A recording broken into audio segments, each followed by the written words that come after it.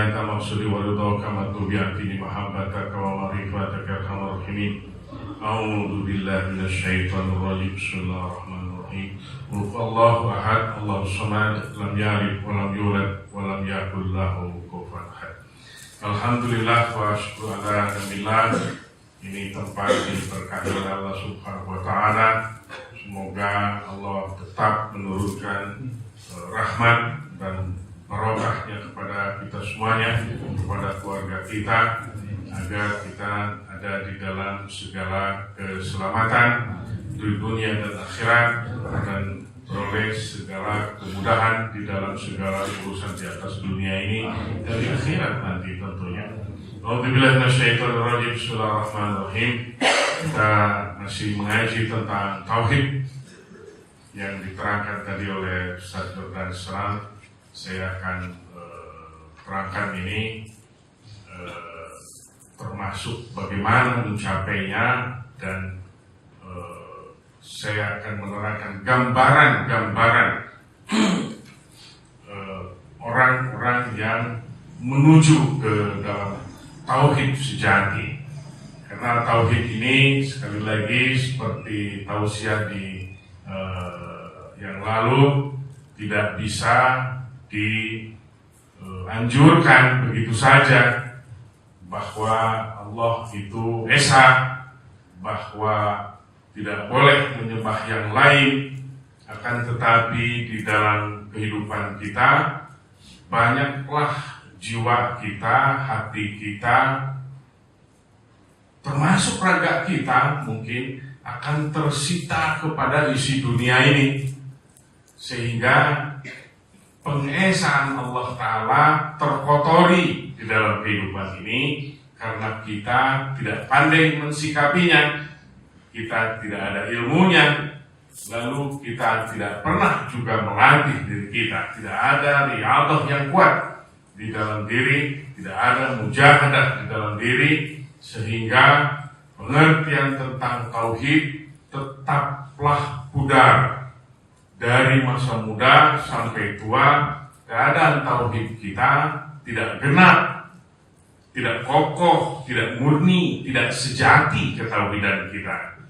Baik di dalam ilmu tasawuf ini, dan orang-orang yang berjalan di alam jalan kesucian ini, semoga memang Allah mensucikan kita. Amin. Dan semoga Allah memberikan kemudahan-kemudahan dalam perjalanan kehidupan di atas dunia ini.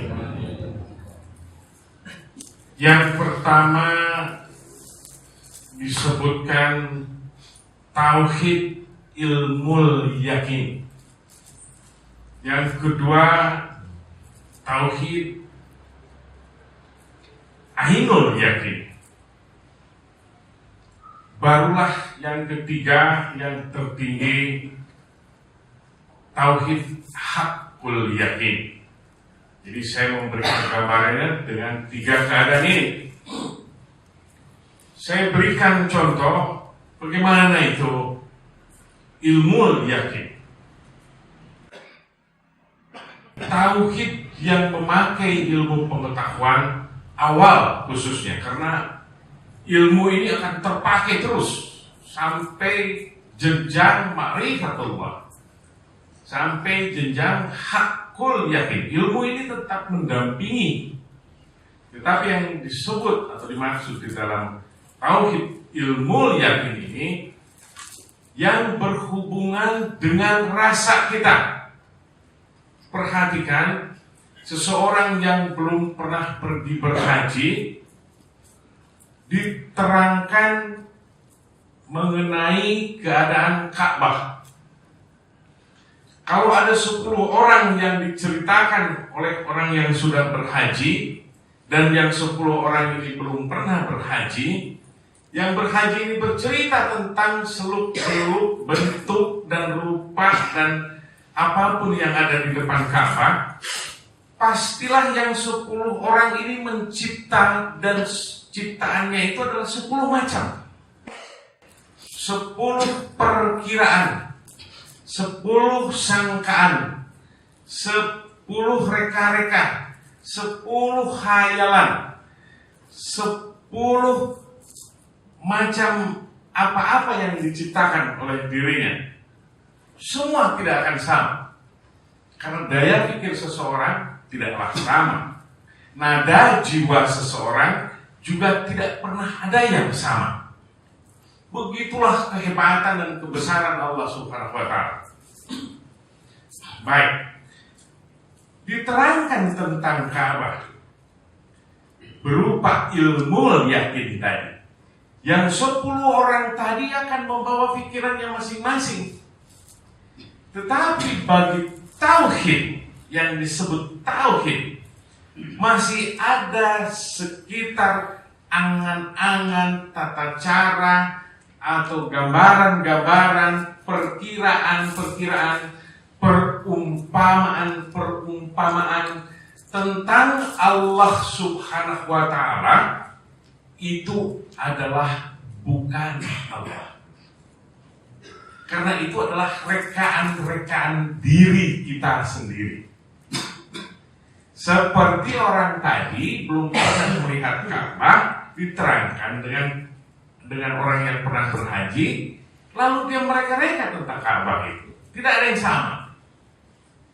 Ini disebut tauhid ilmu yakin.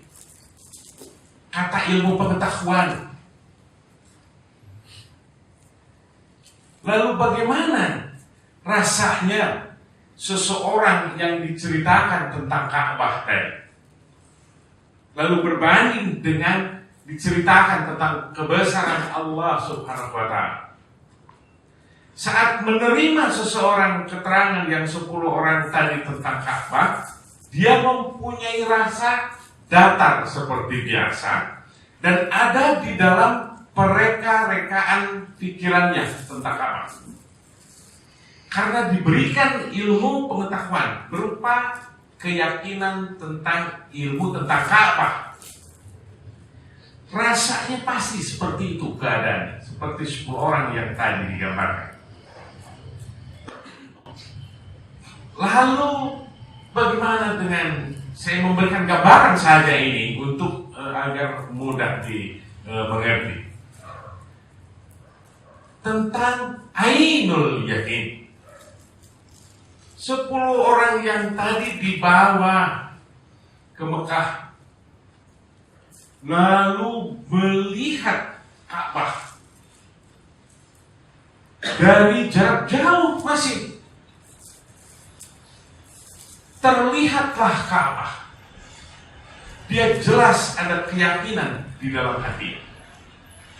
Si rasa di dalam ilmu yakin tadi, rasanya menjadi berubah setelah melihat. Ada perbedaan rasa.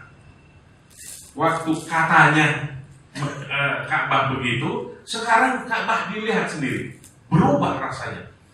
Oh, aku lihat ainul yakin, Ka'bah itu seperti itu. Tetapi yang 10 orang ini masih tetap mereka-reka. Yang satu, oh pakai kubah hitam. Oh, yang disebut batu hitam tuh hitamnya begitu, gak terlalu hitam-hitam amat. Yang lain lagi kira-kira ukurannya seperti ini dan begitu. Tetap berbeda. Tetapi paling tidak dia mempunyai rasa yang berbeda dari keyakinan yang awal yang tadi disebut ilmu yakin. Lalu yang 10 orang tadi dibawa mendekat kepada Ka'bah, dipegang Ka'bah itu. Langsung dia dengan rasa kekaguman, yang berpikir tadinya sholat dari sini ke sana, bukan Tuhan itu di Ka'bah, bukan, itu batu saja, batu. Hanya Robi'itoh arah ke sana. Robi'itoh arah menghadap ke kiblat, ke arah Ka'bah. Jadi orang dari barat, dari timur, dari utara, dari selatan, itu semua merunduknya ke arah situ sebagai tanda arah. Bukan Allah ada di situ, bukan. Allah ada di mana-mana. Allah memperhatikan kita. Allah ada. Allah zat laisa kamitslihi syai'. Allah tidak bisa diperumpamakan apa-apa. Kalau ada perumpamaan dari manusia, pasti tidak akan pernah benar. Karena adalah rekaan-rekaan diri. Baik. Ilmu yakin, ainul yakin. Sekarang sudah masuk ke dalam hakul yakin. Orang itu dengan rasanya memegang Ka'bah. Sekarang aku sampai ke Ka'bah. Oh, begini rupanya Ka'bah. Tempat aku sholat menghadap ke sana sebagai arah saja. Ini dia. Berubah lagi setelah dipegang Ka'bah itu. Rasa yang ada di dalam dada sekarang bertambah yakin. Ini dia Ka'bah. Disebut hakul yakin. Sekarang yang katanya, yang baru dilihat, sekarang sudah dipegang dan jelas ini dia Ka'bah. Itu disebut hakul yakin. Begitu saya menggambarkan kira-kira agar mudah dicerna. Baik. Bagaimana kita di dalam ilmu tasawuf ini? Berbagai macam tata cara, keadaan para syekh membawa para pengikutnya agar mensucikan dirinya, agar lembut hatinya, agar dia mencintai Allah dengan sebenar-benarnya, tidak mencintai yang lain, agar tauhid kita murni sekali. Berarti harus mencapai beberapa fana. Di minggu yang lalu saya terangkan tentang bagaimana seseorang yang fana karena gugur keakuannya. Tidak ada aku tiada. Tidak ada pereka-rekaan, tiada perkiraan, tiada gambaran menurutku. Tetapi itu akan dicapai dengan rasa manakala dia telah tiada keakuannya, berarti fana. Baik. Tidak bisa manusia langsung fana ke arah sana kalau tidak ada yang membimbing. Haruslah dibimbing oleh seorang syekh yang prima, yang berkemampuan, yang syekh itu mau membimbing orang lain dan tidak ragu-ragu lagi karena memang ada kemampuannya ke arah sana. Maka inilah pembimbing ini harus dipegang teguh di mana saja di atas bumi ini yang menerangkan tentang ilmu kesucian. Karena harus berpegang teguh. Faman yakul lahu syai' fasyai'hu syaitan. Barang siapa tidak berguru kepada seorang syekh, maka setanlah sebagai syekhnya. Karena nanti akan dibawa, ada yang jadi dukun, ada yang jadi berlaga orang sakti, yang berkait dengan keakuan semua. Ada yang berlaga mengerti semua, ada yang berlaga nujum-nujum, ingin diketahui orang lain. Itu adalah gerakan-gerakan dan permintaan keakuan-keakuan. Tidak seperti itu. Seorang syekh yang prima adalah ala kadarnya, menurut apa kehendak Allah Subhanahu wa ta'ala. Kalau ditanya, syekh apakah ini? Kalau tidak tahu, dia akan dijawab, aku tidak tahu. Aku tidak mengerti. Aku belum belajar, aku belum mendengar. Polos semuanya keadaannya. Karena Allah membuatnya orang-orang yang seperti itu akan begitu. Itu adalah kepatuhannya di hadapan Allah Subhanahu wa ta'ala. Baik.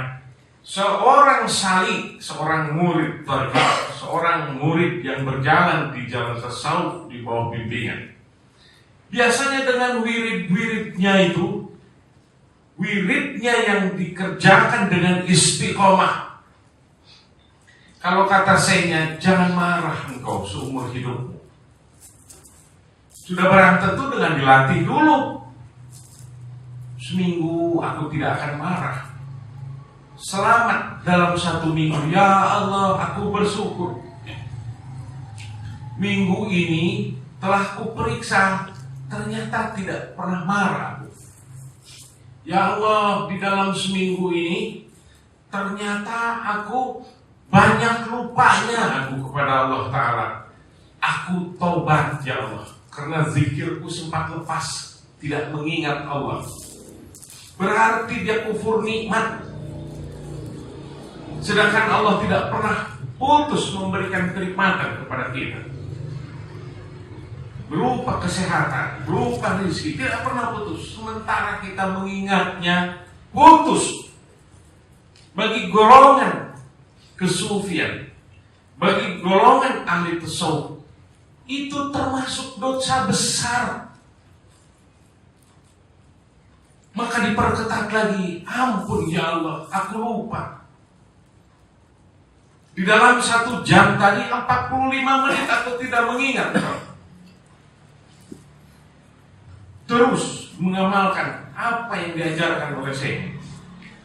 Terus berdisiplin, berpegang teguh kepada syariat. Apa yang dianjurkan oleh Nabi kita, kerjakan. Oh, ini sholat. Oh, ini harus membayar zakat, harus berpuasa, harus berhaji. Maafkan saya. Itu semua harus dikerjakan. Dengan kokohnya dia riyadhah seperti itu, dia akan memasuki sebuah keadaan. Karena dengan peribadatannya itu, dia tahu akan dirinya siapa. Betapa aku rendah sekali, betapa aku lemah di dalam peribadatan, betapa aku tiada berarti di hadapan Allah Subhanahu wa Ta'ala. Aku adalah orang-orang penikmat hawa nafsu saja hidup di atas bumi. Aku penikmat apa saja yang kusukai di dalam hatiku, tanpa segala macam rambu-rambu keagamaan. Ya Allah, ampuni aku. Yang ada dekat dengan si murid ini, yang terlihat ada syekhnya. Sementara aku dalam keadaan begini, ternyata syekhku seperti ini. Dia mulai mencintai syekhnya. Dia kagum kepada syekhnya habis, karena kesadarannya akan keadaan dirinya. Betapa jauh keadaanku dan syekhku. Betapa sih keadaannya seperti itu. Susah dikejar oleh keadaanku yang seperti ini, yang penikmat segala macam kemaksiatan. Total dia mencintai syekh, total dia kagum kepada seorang syekh. Dan begitulah yang dia rasakan. Ini disebut fana usyekh. Fana usyekh. Dia total syekhnya dijadikan contoh di dalam kehidupan. Segala macam petuahnya akan diikuti dan dipakai hanya beribadat kepada Allah Subhanahu wa Ta'ala.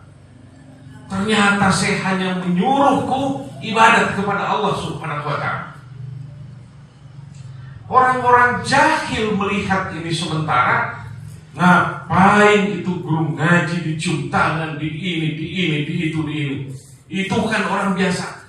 Benar mereka.